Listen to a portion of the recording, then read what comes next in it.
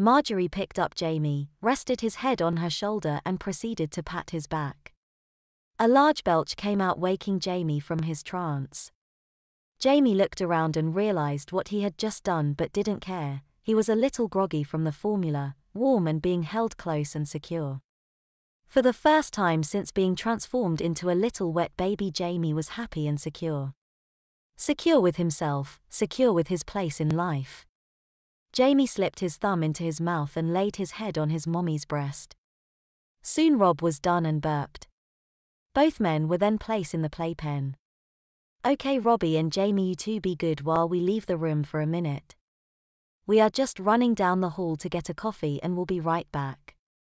You two be good babies." With that, Marjorie and Michelle left the room.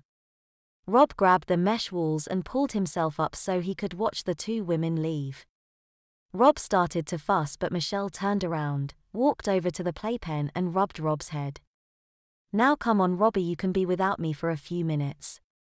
Jamie's mommy and I need to have a private chat about the two of you. I want both of you to play quietly in the pen. If we have to come back prematurely, there will be a spanking. Have I made myself clear to both of you?"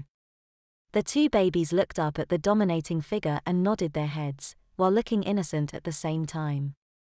The look from the babies melted Michelle's heart. A broad smile came across her face.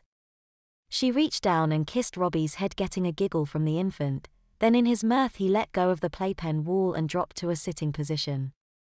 Michelle stood up and the two women walked out the door, leaving the babies sitting in the playpen. As their mothers left the room, Jamie remained sitting with his legs spread out before him and a thin stream of drool running from the side of his mouth. He was a little groggy from his meal and knew that a nap time was coming soon. Michelle and Marjorie had left 2 small blankets in the playpen in case they decided to nap before they returned. Jamie looked around at his rubber jail cell and wondered if these soft bars would become a permanent part of his everyday life. He wasn't distressed by the realization that his movements were restricted, but instead he wondered what sort of life he would start to lead inside the playpen. Would he be allowed to read scientific journals, or would he be subjected to blocks and colorful picture books designed for people of his age? As Jamie sat on the soft rubber floor, he noticed that the front of his diaper was getting warmer. However, it barely fazed him. It was becoming routine. Even though he had been in diapers for only 48 hours, their use had become a normal and an unavoidable part of his day. No longer humiliated by their presence, Jamie was starting to take the situation in stride. He still found the concept of loosing his toilet training unnerving. However, it was less disturbing than the actual act of peeing and pooping. For the moment, he was content to sit and feel the warmth travel up the sides of his diaper. Jamie turned back to his former boss and noticed that Rob was lost in thought. For the moment, the much smaller infant was almost unrecognizable as his superior.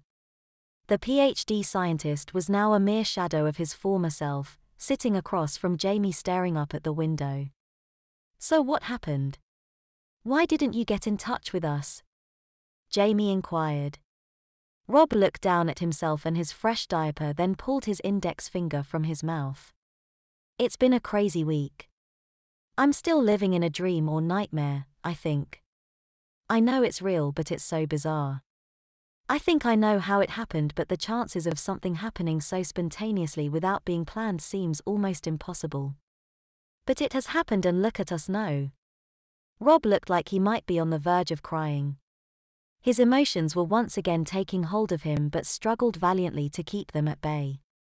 He grabbed a fuzzy bear that was laying nearby, hugged it and stuck his thumb into his mouth, gaining comfort and strength in the process. He rocked back and forth as a few tears trickled down his cheek, but he managed to keep his composure as he prepared to recount his tale.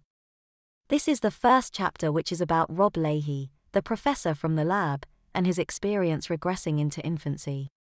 Rob, who is now a mere 10 months old, had to get there somehow.